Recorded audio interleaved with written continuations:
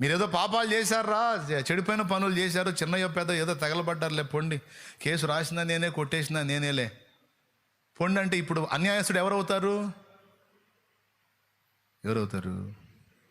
కొట్టేసిన దేవుడే అవుతాడు. ఈ అబ్బాయి ఉన్నాడు, ఈ అబ్బాయి కుటుంబాన్ని నేను అన్యాయం చేశాను,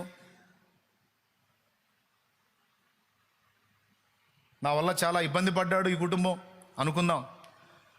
సరే, దేవుడు కేసు కట్టాడు, అరే కేసు కట్టినా నేనే, కొట్టేసినా నేనే, ఏం కాలేపో అని నన్ను వదిలేశాడు అనుకో. మరి నా వల్ల అన్యాయం అయిపోయింది, ఇతనికి ఏం సమాధానం చెబుతాడు? చెప్పాలి కదా. ఈరోజు మొన్న ఆమెని పాపం అంత దారుణంగా చంపేశారు, వైద్యురాల్ని, ఆ ట్రైనీ వైద్యురాల్ని అంత దుర్మార్గం చేసి చంపారు. ఇంతవరకు అది ఒక కొలిక్కి రాల, వైనం కాల. ఎవడు ఇష్టం వచ్చినట్టు వాడు పోస్టులు పెడుతున్నారు. ఎంత దుర్మార్గం చేశారండి. ఇంకొంతకాలం చదివినట్లయితే మన దేశంలో ఒక ప్రాంతానికి ఒక అద్భుతమైన వైద్యురాలు తయారయ్యేది కదా. ఎన్ని ప్రాణాలు కాపాడేదో కదా, ఆ ప్రాణాన్ని ఉసరుసరు తీశారు కదా. తల్లిదండ్రులు ఎంత ఆశ పెట్టుకున్నారో, ఎన్ని కలలు కన్నారో ఆ కూతురు డాక్టర్ అవుతుందని. ఎంత కష్టపడి, ఎంత డబ్బు వెచ్చించి చదివారో.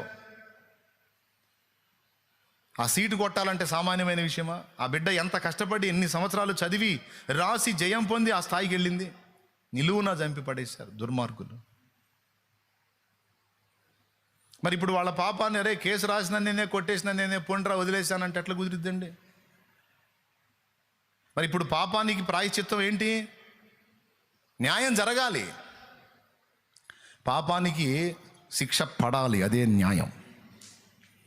పాపానికి శిక్ష పడాలి, అదే న్యాయం. అంతేగాని నేను దేవుణ్ణిరా, నేను నియంతని, కేసు రాసినా నేనే, కొట్టేసినా నేనే, అయింది అయిపోయింది పొండ్రా అని వదిలేశాడు అనుకో, అసలు ముందు మనుషులు కాదు ఆ దేవుడే తేడా అవుతాడు.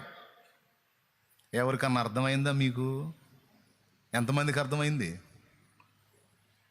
కాబట్టి వేరే పద్ధతులలో దేవుడు మన పాపాలను వదిలిపెట్టడానికి ఛాన్స్ లేదు, అవకాశం లేదు.